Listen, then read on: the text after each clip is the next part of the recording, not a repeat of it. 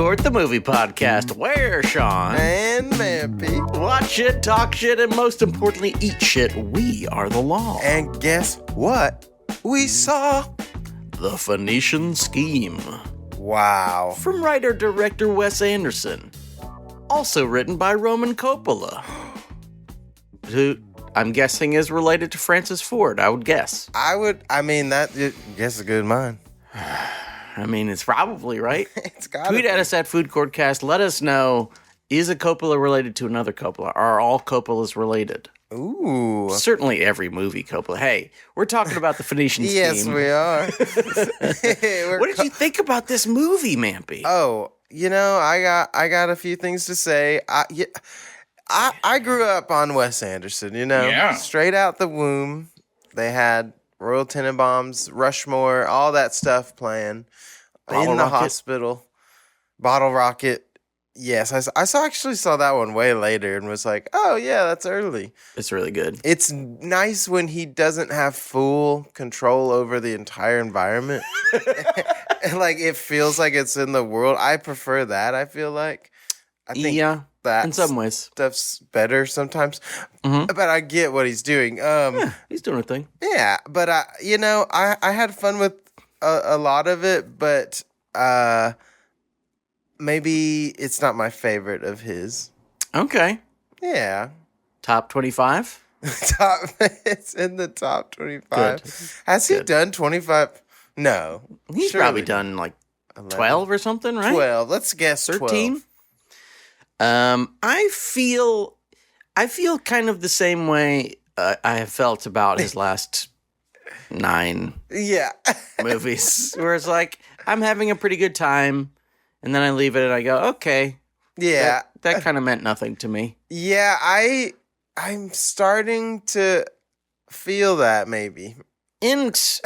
I think they are very interesting movies. Mm-hmm. I'm glad he's doing something, Yeah. because so many people aren't doing anything. That's very true. So many people are just like making TV on a bigger screen Yeah. and shit. Absolutely. And it's like, well, what's the fucking point of I this? could just watch TV on a TV. I could just watch regular TV. If you're just gonna do close-ups, well, then I don't need to watch this on a big screen, because I can see the faces fine on my regular TV. Has there ever been a movie that literally is only close-ups the whole movie? I mean, Silence of the Lambs comes close. Yeah. There's a lot of real close-ups on people's heads staring Yeah. directly at the camera, going, "I'm a crazy guy." Mine was sort of Borat, maybe, but I like that. I am crazy. I'm kooky. Me, I love to eat people. And it's pretty good. I actually do a preparation. It's not like I'm just eating them. Yeah. I cook it. Yeah, sizzle it Order up. up. Order up. We got... What if there's a cannibal Waffle House? That would be good. We got 2 orders of brains. 2 orders. The Ray Liotta special. Okay, you know what happens in this movie? Yes, well, kinda. Chapters. There are chapters. It is. Do we have Wes to blame for chapters? The chapter Honestly, disease that is in films now? Now that I think about it, he probably is. But Tough. I want to go back because I don't know if his early ones, like, well, yeah, I guess the first one to do it maybe was Royal Tenenbaums. Yeah, So yeah, maybe he did start. it's a while this. ago. And now Okay. I'm worried that I'll retroactively watch that and be like, ugh, titles. Chapters. It did get so aggressive for a while in movies. I was like, please stop. Just every movie had to have. Okay. You know what happens in the Phoenician Scheme? I'll tell you. There's a man named Zsa Zsa Corda, played by Benicio Del Toro. I wrote down all their names because there's like 1,000 names. And Yes, there are. sometimes I can remember 2 Yes. names, but not 1,000. No, never. And his daughter, he grabs his daughter and says, "Hey, you got to come to the house." And her name is Liesel, and she's played by Mia Threppleton, who apparently is Kate Winslet's daughter. I don't know. What? That's Yeah, crazy. I know. I had Weird. no clue. And also Michael Cera is there. Classic. And they have a scheme. And their scheme essentially is to raise money for a massive project that is like a dam and a train and some shit. I don't know what it does. Something. But it's big. Oh, yeah. And so the story is they go from place to place, speaking to these different fellow magnates who have different fun, characters. There's Prince Farouk and Marseille Bob and Sergio and Marty and Cousin Hilda and Uncle Newbar. And they have to try to get enough money to finish the Phoenician Scheme. Yeah, so where they'll make money forever or something like that. Yes, I don't know. It's not a movie that is necessarily about story. Yeah. It sort of is a lot about story, but it is kind of not at all about story. Yeah, because the story doesn't really matter. It's just kind of like, wouldn't it be fun to go to different places or go to different fake places and have different scenes? And we need momentum, so there's got to be something happening. Yes. Something's making it happen. We're going towards something, so we must do something. Isn't that the truth? And it's, I think, truly, if you are a Wes Anderson fan, you will love this movie. Yeah, buckle up. It's doing a lot of the same things he does. It's pretty funny a lot. Mm-hmm. It has 1,000 really cool guest stars. The costumes and the sets are amazing. There's lots of very deliberate movement of camera. Yes, very true. In the way you've come to expect from Wes. If you are iffy on Wes Anderson, you'll probably feel the same way that we do. Yeah, this isn't gonna convert it was pretty good. I think my problem with it is that I find Rushmore and Bottle Rocket and Royal Tenenbaums so emotionally powerful. Yeah, absolutely. Just extremely powerful movies. And it feels like a lot of the rest of them have either moved away from that or they have subsumed the emotions a bit. Like, they're still there, I guess. Like, this is still a movie about a father and a daughter trying to reconnect. But, to me, at least, it doesn't really feel like that. Yeah, and it's, like, kind of hard to... It's like, here's a rich guy who's conned a lot of people, and it's hard to... Like, his whole point is to make more money. Yeah. And, like, keep his schemes going. It's kind of hard to be like, oh, but they're connecting. Like, yeah. And they don't really connect, honestly. Like, no. It's a little, I was like, that could have been stronger. Yeah. Sure. It may not be the point of his movies anymore. True. He's over it. Fine.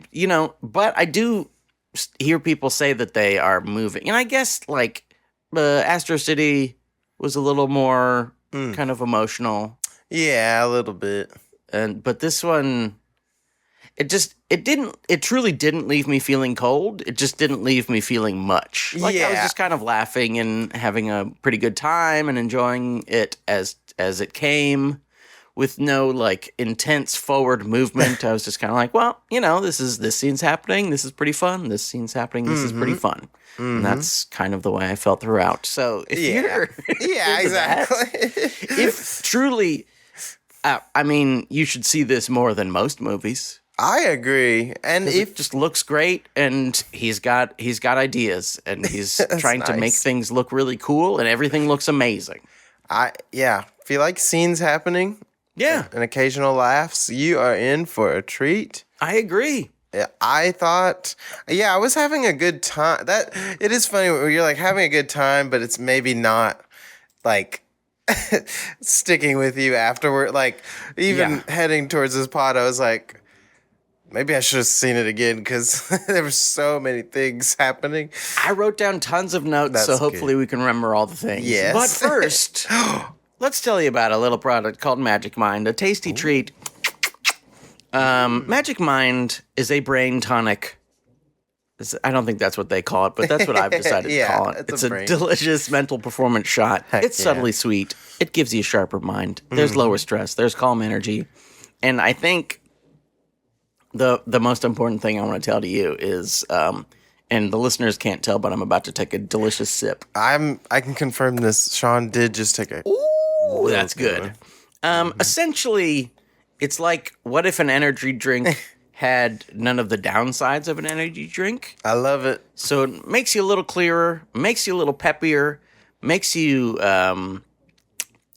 have a good taste in your mouth. Though Yes. most energy drinks don't. Which is another thing that it is better at than energy drinks, is that it doesn't taste like sort of battery acid. Yeah, what's with that? It tastes sort of like tangy, sweet green tea something. Mm-hmm. And it's got all the mushrooms and all the things that you want in there. It's got lion's mane, bacopa, and cognizin. It's got ashwagandha, L-theanine, and turmeric. All these wonderful things. Vitamins. Ooh. And stuff that will make you ready for your day. Or if you're like halfway through your day and you're like, I am dragon. It'll get you through the last half of your day. Absolutely. Magic Mind. Try it out. It's tasty. It makes you feel good. Mm-hmm. And you can get it on magicmind.com/FCJune. And that is going to get you 20% off your order or up to 48% off your subscription. Go to magicmind.com/FCJune. I recommend it. It's an amazing deal. Please. I honestly recommend it. You're robbing yourself if you don't get some. And you know what's nice with a nice bit of Magic Mind? What? A nice meaty gyro. Yeah. Big fat gyro. Juicy gyro. Pita. Meat. That's all I need. Pita. I love pita. I really do, honestly. It's some tzatziki. Oh, amazing feta. invention. These things go together, folks. I think we're always like, oh, look they made a computer. But we don't celebrate the things that actually make our lives better. Computer? Like, more like compita. Yeah, that's what you can't compete with a gyro. No. It's just chicken. No. You can put anything in there. Chicken, shrimp, beef, lamb, whatever.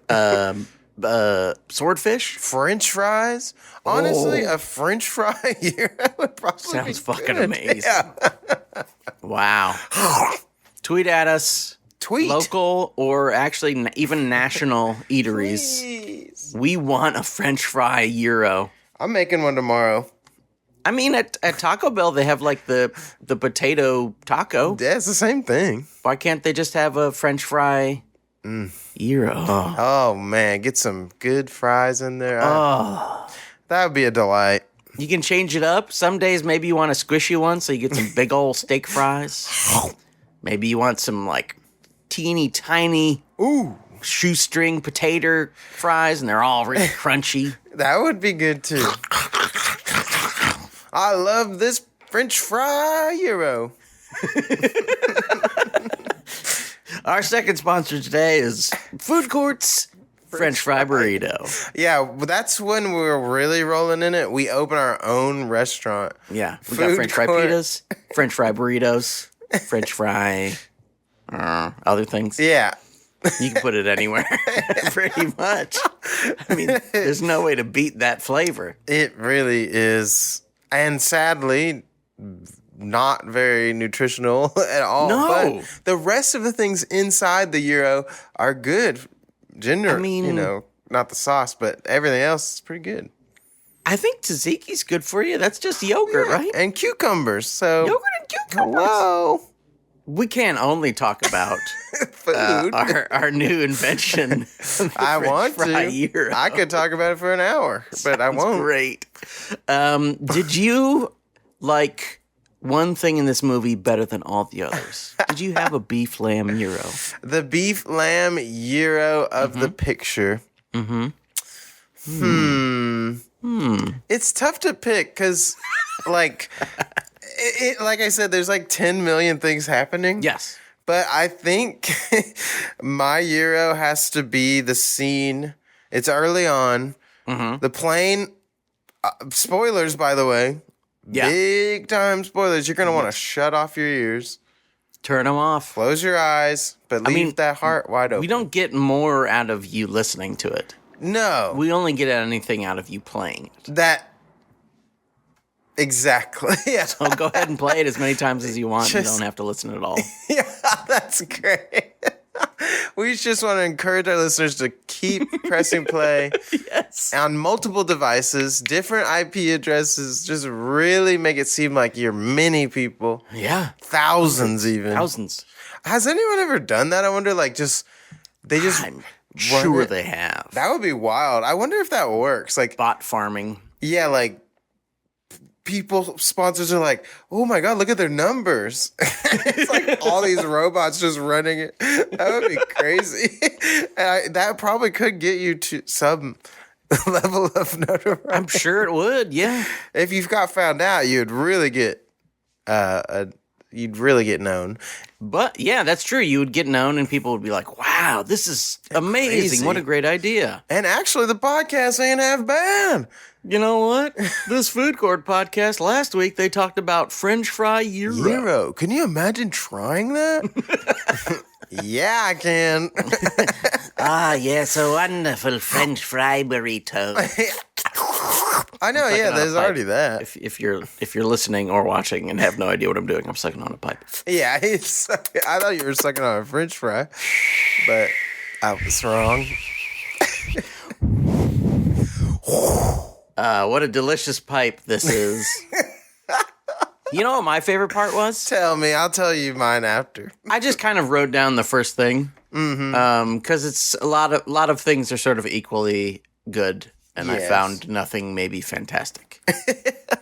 But one of the first moments, Zsa Zsa Corda, played by Benicio Del Toro, is in a plane with one of his assistants or something. Yes. And they hear a noise, then there's a brief pause, and then there's an explosion, which like knocks the side of the plane out and also blasts the top half of the assistant's body. Crazy. I was like, dang. And he gets absolutely blasted, but only from the waist up. Yeah. The waist down is perfectly preserved, and it's just like a perfect little joke. Yeah. And in general, I think there was just lots of funny violence in this. Yeah, Very cartoonish stuff. Lots of people being smashed and killed and blasted. And I love when people get killed, even in a cartoony way. It's maybe my favorite kind of way, to be honest. You know, I was very shocked by that part. And was like, holy crap, I don't think I've ever seen that much violence in one of his movies. Other than suicide attempts. Yeah. Oh, yeah, true. There is that. There is that. There will always be that. Always and forever. I loved that. It surprised me, and it gave me so much dread when Michael Cera's character was sitting in the same spot. I was like, oh, God. I was like, what if they did it again? Like, especially when they hear the same sound later. You're like, yeah. He's like, I'm pretty sure they missed or something. I Benicio Del Toro's like, No. I did like him in it. I thought he was He's good. great. He's always great. Yeah, he's good. I think that's another of the things that is sort of stymies me about the movies is that almost all of the people in them are like great to good. Yeah. It's like, well, yeah, of course, if you get like Michael Cera and Riz Ahmed and Jeffrey Wright and fucking Tom Hanks in a movie, you're going to have a pretty good fucking movie. It's going to be pretty good. Because those guys are all amazing. And even Scarlett Johansson was okay. Yeah, even Scarlett. I think she was much better in the last movie. But she had very little to do in this other than to go, yes, I'm speaking fast in the Wes Anderson way. Me, I'm speaking fast in the Wes Anderson way. And she had to do an accent. It already, it creates an issue. I think because she was Black Widow, they were like, surely. It's not her strong suit. It isn't. And that's okay. You have to just admit it. You go, yeah, some people are not great at it. I'm not that great at it. That's all right. I'm amazing in all accents. Yeah, I've known that about you. I've told people. Name an accent. British. Ready? British? Mm-hmm. Hello. Whoa, hold on. Sorry. It's me, brand new person. I'm not Sean no more. New co-host in the house. My name's Frank Timbleturter. Whoa, Timbleturter. How do you do? I was almost. That went back to that went down to the cowboy times. Oh yeah. It's a fine line though. You could go, how do you do? How do you do?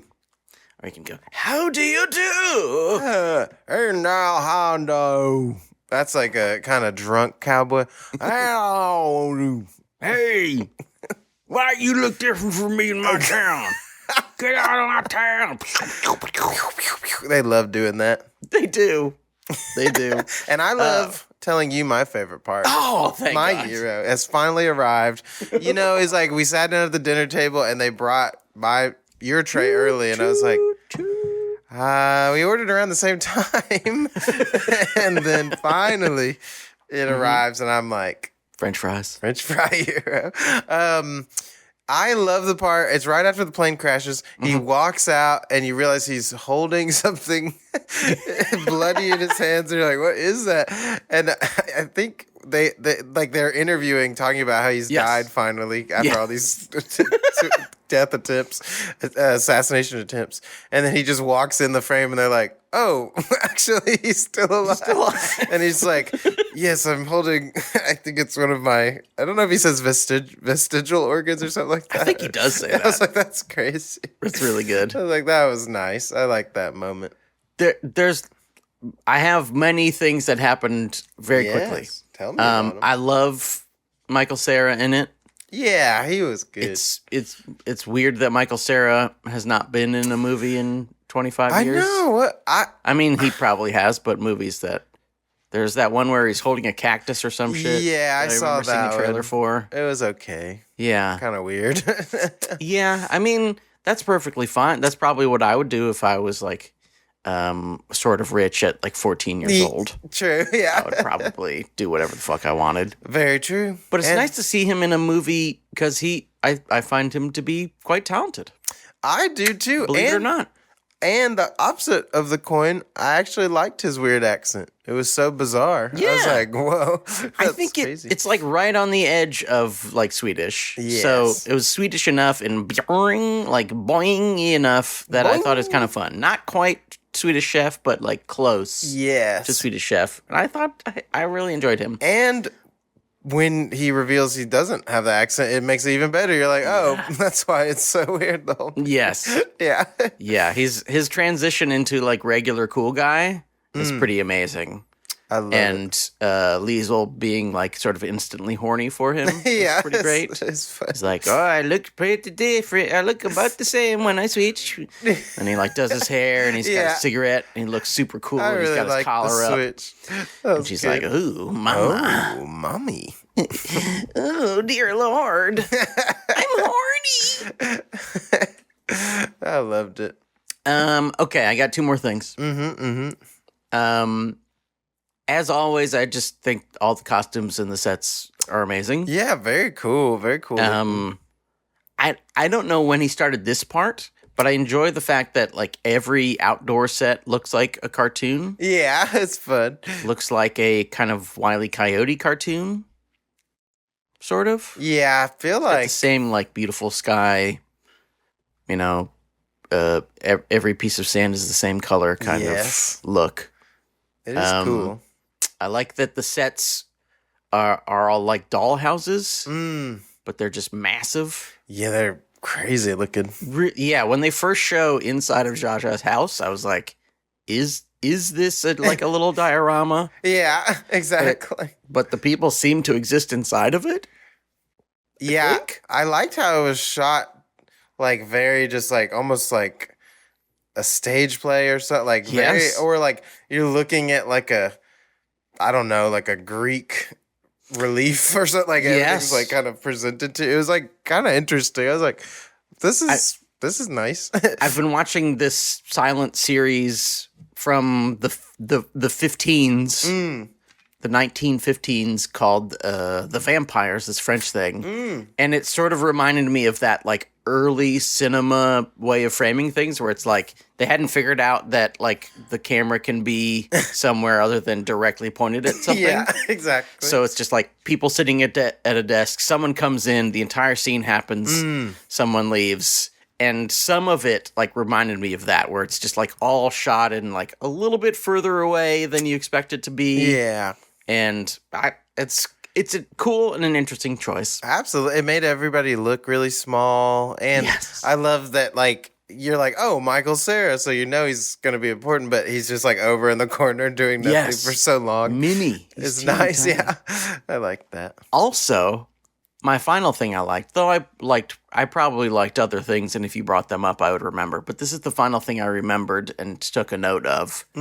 I loved when they're with Marseille Bob, played by Mathieu Amalric, who we love from movies. All the movies. He's amazing in Munich. He's in Quantum of Solace. Oh, yes. He's crazy in that one. I think I've completely lost all memory of Quantum of Solace. I rewatched it. It has some cool stuff, but it is wonky. It's a little... Yeah. Especially coming off of Casino Royale. This didn't quite hit the same. But, hey, the lady covered in oil, now that is a cool scene. I don't even remember a lady covered in oil. Yeah, they were doing like gold fingers. Gold member. Wait, which one? No, gold finger. Which one is the real one? I'm confused. They're both real. Okay, I guess they're are both real movies. But which one's the James Bond? Goldfinger is the original. Okay, Goldfinger. Yeah, they did that, but with the oil. Oh, that's great. Crazy. What a great idea. And of course, another woman killed just for sleeping with James Bond. Yeah. Classic. Okay, this is my final favorite thing. There at Marseille Bob's, he's got sort of a jazz joint. Yes. And Richard Ayoade, love him, playing Sergio, who is like a revolutionary, comes in and they rob all the rich people, and he keeps shooting the ceiling. And Marseille Bob's like, why is he shooting my ceiling?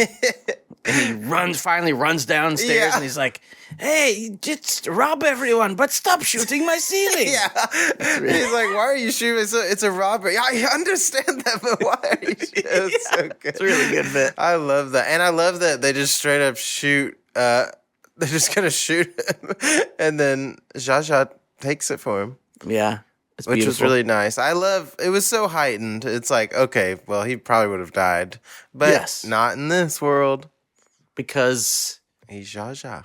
What is something stops the bullet? One of the things that he's holding. Or something. Yeah, like, who knows? I don't know. Maybe money even. Who knows? Who knows? Hey, if you watch the movie, you probably know what it is. We don't need to tell you what happened in this movie. Exactly. What's the point of this?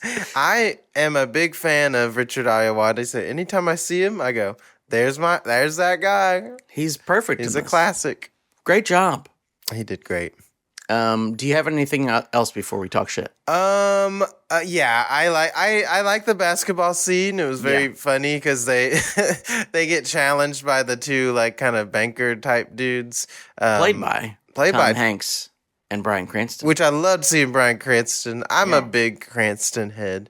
I think he's awesome. Especially love when he gets to do a little bit of humorous stuff. He's really funny. He's so funny. He's really funny. I've been tempted to revisit Malcolm in the Middle because I keep seeing clips and I'm like, he's very funny in this. Like, I want to rewatch that. Anyway, I loved him and they're like fighting the prince and Zsa Zsa in a game of basketball. Yeah. And they're getting just whooped. Like, they are not able to do anything. They are getting whooped. And I love that, like, it just keeps getting more and more hopeless.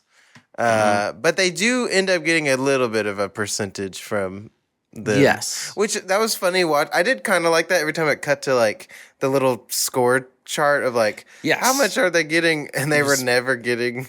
Kind of necessary in this movie. Yeah, because you're kind of not following. Sometimes you're like, what are we doing here? Again? What's happening? What's the point of this scene? Yeah, and then Riz Ahmed plays Prince Farouk. Yes. And he's another of these people who is like perfect for a Wes Anderson movie because he has sort of like a cartoonishly beautiful head. Yes, yeah. He looks like when they show like an old star in the cartoons. Yeah, and his head is like very like, and his mustache is like, yeah. So he's like perfect for this. Like he looks like he fits exactly into the background of like I am a cartoon man. I look beautiful. Yeah, I like when they first see him and the guy helping get the bags just gets like shot and they like pull out their knives. That was fun. Yep. There was lots of fun little moments. I love when a man gets killed. Yeah, but I was surprised every time because I don't expect it in these movies. And no, here we are. We are getting Wes Anderson straight up killing folks in the movies. That's where we're at, folks. That's where we are at. Boys in the Hood. Yeah. When is Wes Anderson going to do a remake of Boys in the Hood? I know. I am glad he added Jeffrey Wright to his roster. Richard Ayoade. It's like, okay, we're getting a little bit of color here. That's nice. That's nice. There's Michael Park basically always in something. He plays the pilot in this, but he's kind of always in there. A little bit tucked away. Prince Farouk. Prince Farouk. There we go. That's I mean, he's not white for sure. Yeah, he's not. Yeah, Farouk with a name like Farouk. With a name like Farouk, it's not white. It's not. I would love to see him do like an all-black cast movie. It would be so bizarre. That would be pretty fascinating. Amazing. And like, he gets like a coach to help write it with him, so it's not just completely in white people's language. Yeah. I loved that he was giving away grenades the whole time. That was a really nice touch. And then he tries to give a grenade to his brother, and he's like, I've already got. Oh, I've already got one. Yeah. And he's got like a really differently decorated one. Yeah, it was fun. Sort of looks like it's the American flag. It does have that. Maybe the American flag. That vibe, for sure. The part where the Richard Ayoade again, where he's like the rebel guy, and they're in the helicopter, and he's explaining like why religion is so meaningful and all this stuff. And she goes, "Oh, so you're not an atheist?" And he goes, "Of course I am." I was like, "That's awesome."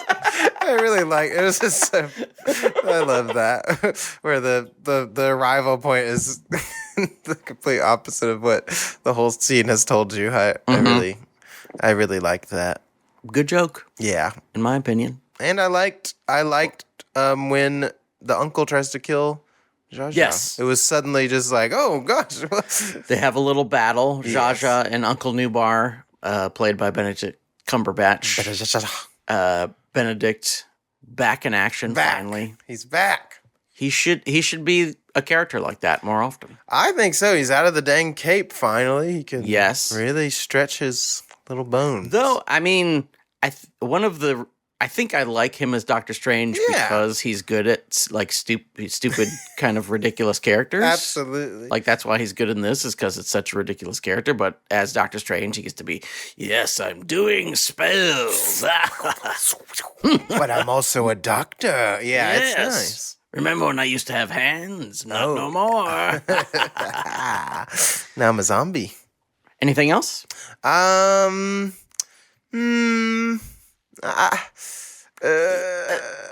No, I don't. I'm calling it no for you. Yeah, I think it's gonna have to be a no for me. It's low main time. Time to get down. Okay, this is gonna pain you, and I want to say I'm really sorry for this. But my low main is not the fact that Bryan Cranston is in the movie. Oh no. But the fact that he is paired with Tom Hanks is like, I mean, this is like Tom Hanks we're talking about. Yeah. Have you heard of Tom Hanks? I have heard of him. And especially because like Tom Hanks kind of shows up and then Bryan Cranston shows up and you're like, huh, is he supposed to be in this scene? Are you supposed to be here? Hey, don't you know that that's Tom Hanks? Yeah, step aside. That's Tom Hanks. I still think they're great, but when they first showed up, like the weight difference, like if they had been in a heavyweight fight, it would have been like massive guy, tiny little person. Yeah. They would just go. It is tough when like, there's just someone has a bit of gravitas that you just don't. But they're both really fun. Yeah. Just when they first showed up, I was like, huh. Okay. All right, I guess. I mean, good luck. Good luck, Bryan Cranston. You do know that's Tom Hanks, right? Yeah. I was kind of sad, though, because I was realizing the formula of the movie, and I was like, oh, we're not going to get to really see them after this. It was kind of a bummer. I was like, it is kind of a bummer. They're leaving us. Yeah. I mean, they come back briefly, but they don't really do anything. at that point once they're all at the table. They sit at the table. Yeah. It's me, Tom Hanks. I'm Tom Hanks. Good to see you. Have a great day. Bye-bye. Have you seen... Sorry, side note. Someone told me to watch The Terminal or something like that with Tom Hanks. Is that any good? What did you think of it? Well, some would say, not me, that it's like dumb and a piece of shit. But I tend to find Spielberg's most kind of romantic and silly movies kind of charming. I feel so that. I kind of liked it. I like that kind of It's stuff. not one of his... I mean, I don't think it's one of his best. Yeah. But I don't think it's horrible garbage. Okay. I think it's kind of fun and sweet. Now you may like if you have like an aversion to that kind of like it's like wouldn't it be nice version of Spielberg? Yeah. Then you might think it's awful. Okay. Because it is it is really very, very like Ha ha. Isn't being nice? I like being nice.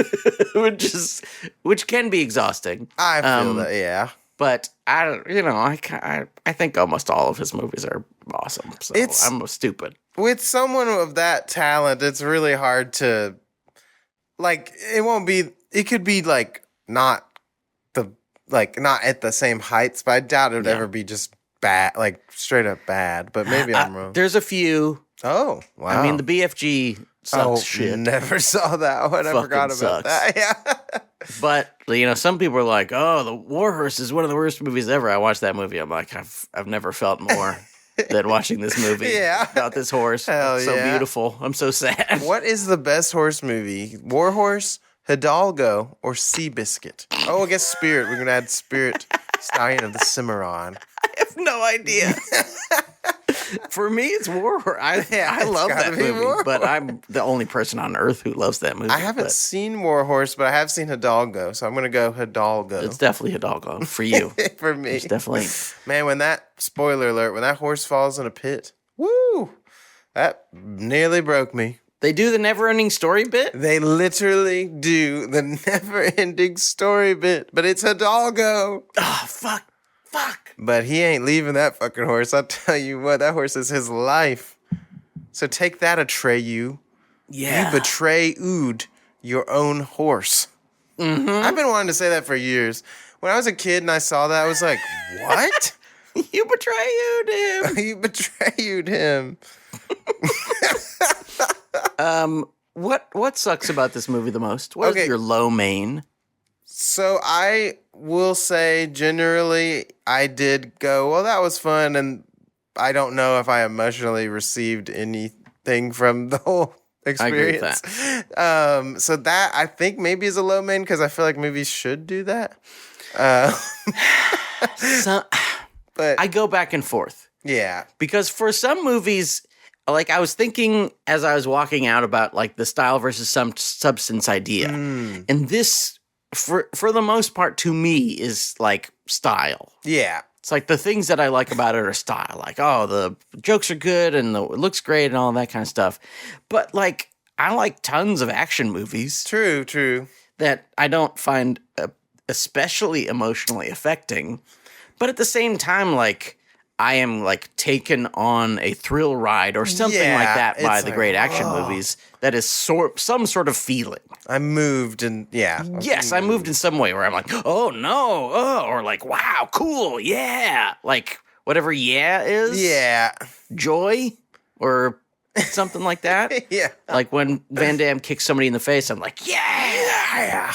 So that it is some sort of movement. Yeah, something's happening. And in these, I just sometimes feel like, okay, I'm having a good time. Exactly. And that's about all I think about it. Yeah, it's kind of like one of those meal experiences where they bring out like little plates, like 12 little plates. And you're like, oh, that was nice. But maybe overall you would have rather just had like a nice one meal. But Yeah, I often feel that. It's tough because, like you're saying, like it's so important that like directors like this are doing interesting things or like trying stuff that's not just how commercially whatever can we do. Like that is always really nice, and I just was like, because to me like earlier ones like you're saying they do have emotional weight. Even like I know some people don't like Life Aquatic, but even that one like makes me cry. Like it just like. They had something, and then it kind of just started to dwindle. It was like, and it felt like it was very like hand in hand with the more fake things Scott, which they are. It is cool looking, but like, I mean, I like a lot of Grand Budapest. I think that's like the best of the most recent ones. But even that started to get into that like little miniatures and like fake stuff, and I start to lose the connection sometimes. Yeah. But yeah. Hey. That happens. I have other things. Tell me. This is one of the ones that kind of that makes them sort of exhaust. This is actually two that sort of make them a little tiring to me. Maybe not exhausting, but maybe tiring. Is that like everyone sort of talks the same? Yeah. Like they may have different accents, but they have the same sort of like, I am talking real fast, and this is the thing, and this and that. Yeah. And this and that, and this and that, and this and that, and this and that, and that. And they sort of go. Yeah. And though, you know, Jeffrey Wright might have like a, hey man, how's it going? I'm like a cool guy. How's it going? Yeah, well, it sure is great. But he's still sort of saying similar things and talking in the same speech. Yeah, absolutely. So like when everyone has the same sort of speech patterns, well, maybe this is an ode to Shakespeare or something like that, where everyone's got the same like da-da-dee-dee, da-da-dee-da. But it's just sort of gets a little tiring. And honestly, the cameos get a little tiring to me. Yeah, it's like, all right. And which is weird because I love a lot of the people who show up. Yeah. Like, I love Willem Dafoe. Yeah, exactly. I mean, less so now that he's in every movie, but I still love him. Yeah. But, like, when he shows up and it's like, well, okay, why was he there?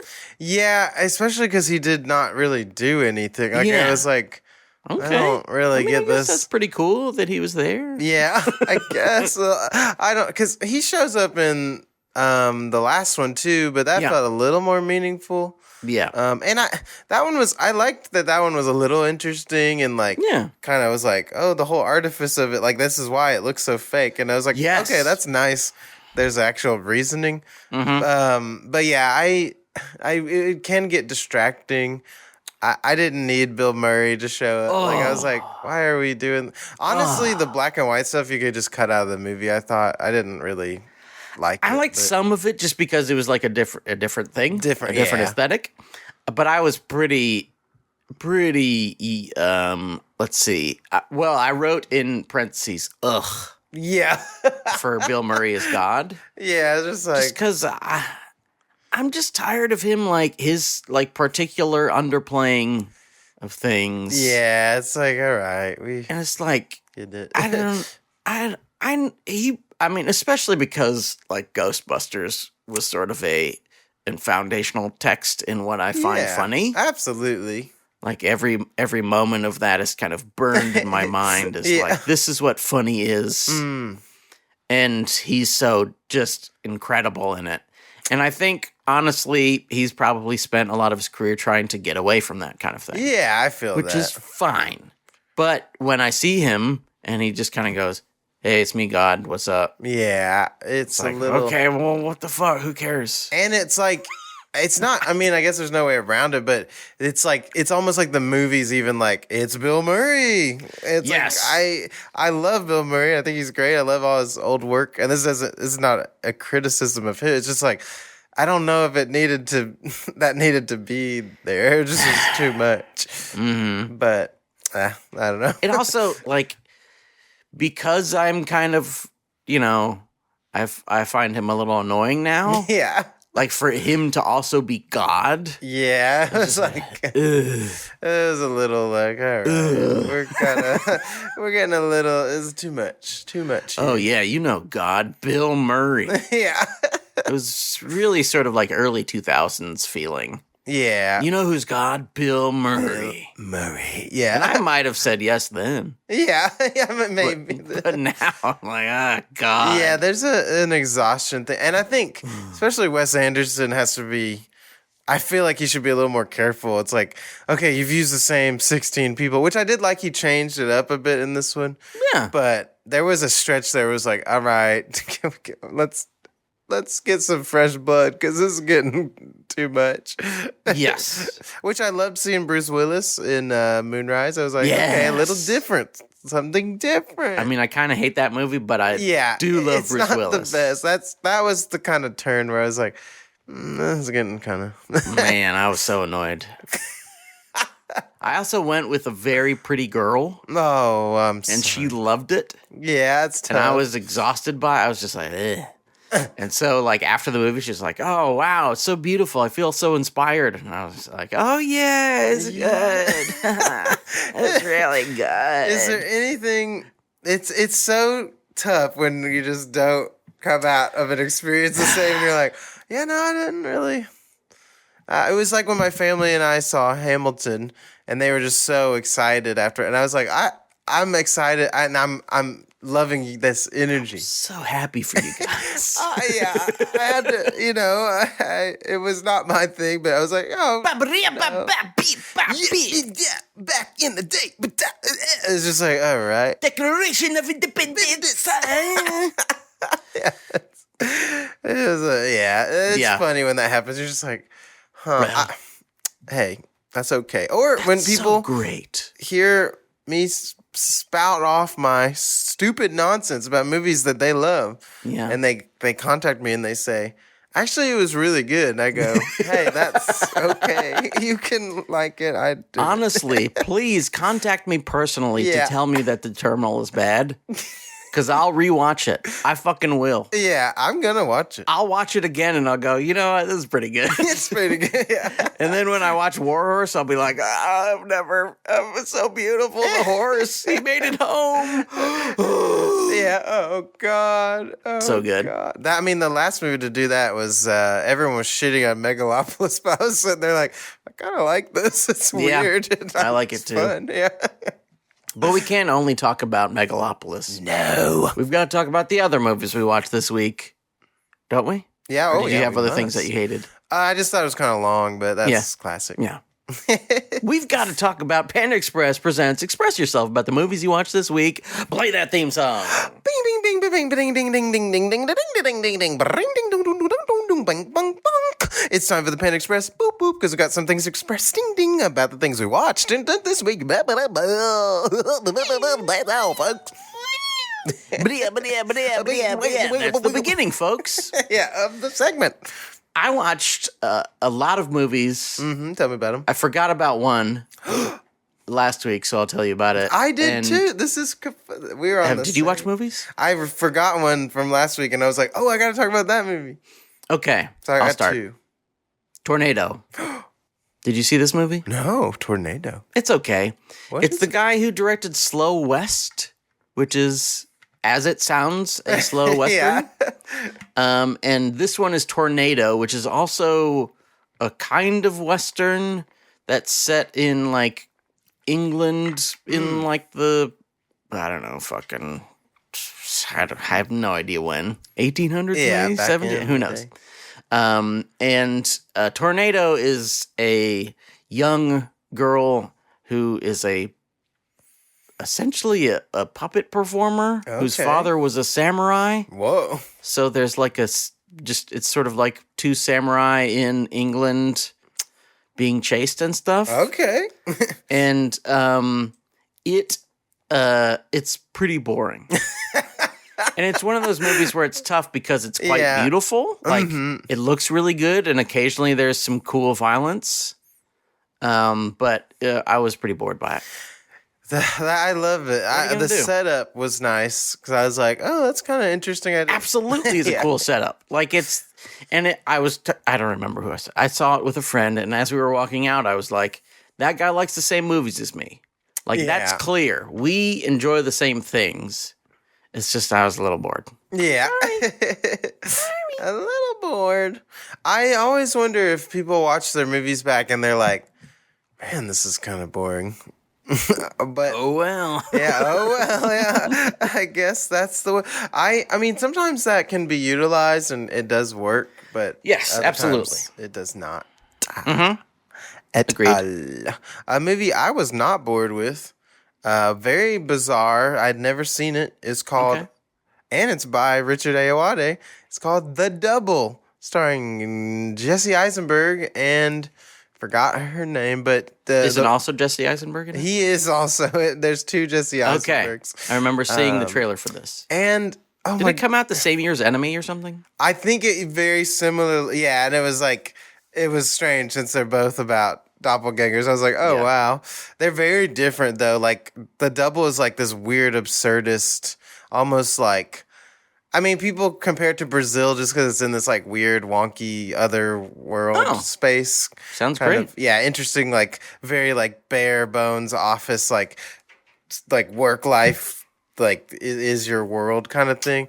But he's got it. But I really liked it. It was very weird and funny and strange and a little bit darker than some of the other stuff I've seen him do. And I thought it was good. I had a good time with it. Sold. Check it out. It's weird. Check out The Double in theaters now. Somewhere. Yeah, there might be. I watched again this film, The Sadness, which I might have told you about. Yeah. One of the most fucked up movies I've ever seen. Yeah. And it still is incredibly fucked up. Yeah, it still has it's really, really insane movie. Whoa. I think it is the only movie on Shudder, which is like a horror streaming service. I think it's the only movie on there that has a warning before. Oh wow, that's crazy. Because it's like warning, this has got extreme gore and crazy stuff. Dang. Because it's like that much more insane than all of the other insane movies on there. It's really fucked That's up. wild. Yeah, I don't know. That one's on my. I don't know if you would like it. Yeah, might be too much. It has a lot of a sense of humor about a lot of it. Yeah. Like it is way, way, way over the top. But it is essentially the story is like we were watching it as like we're getting ready for 28 years later kind of thing. Yes, yeah, it's sort of a similar thing, except the virus they have in this essentially removes your superego. Like it makes you sort of pure id where you are like, I love sex and violence. Oh, wow. And that's what I love. And so, as you can imagine, just horrific things happen for about 90 minutes, and it's pretty cool. It's pretty cool. Pretty good. Oh, no. Yeah, it's terrifying. Insane. Yeah, that sounds scary. It is. What else was scary was I had a free night, and I filled it with How to Train Your Dragon, the remake. Okay. It was a very odd experience. Okay. Because there's lots of families. They're having a blast. They're loving it. And it was almost shot for shot. It's like the same director as the animation, I'm pretty sure. Whoa. And like there were moments where I was like, I'm feeling that sense of wonder. Yeah. But then most of it was just like, why is this happening? Like I don't really get what the point is. And even like Gerard Butler's playing the same character as he played in the animation, but not as well. Like it's like, sure. I mean, he's like 10 years older, so he's like doesn't have that energy anymore. And like everything was a little bit off. They have like Nick Frost playing a guy who Craig Ferguson voiced, and like it doesn't have the same energy at all. So it's just like weird. It was just a little off. I mean, I thought like the design of stuff looked cool. The dragons actually look pretty good. Like there's scenes where like Toothless and him are flying in the air, and I'm like, this looks pretty nice. Like the reflections and stuff. That's very rare. But yeah, it was just I didn't again feel too much, and I did almost pass out a couple times. I was like, this is not very engaging. And like the characters it was weird. Like they had more time with the characters, but oddly I felt like I knew them less and cared about them even less.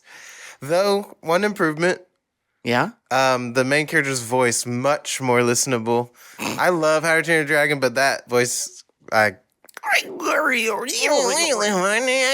was like, I can't stand that voice. Sorry to that Canadian Sorry, guy. Jay.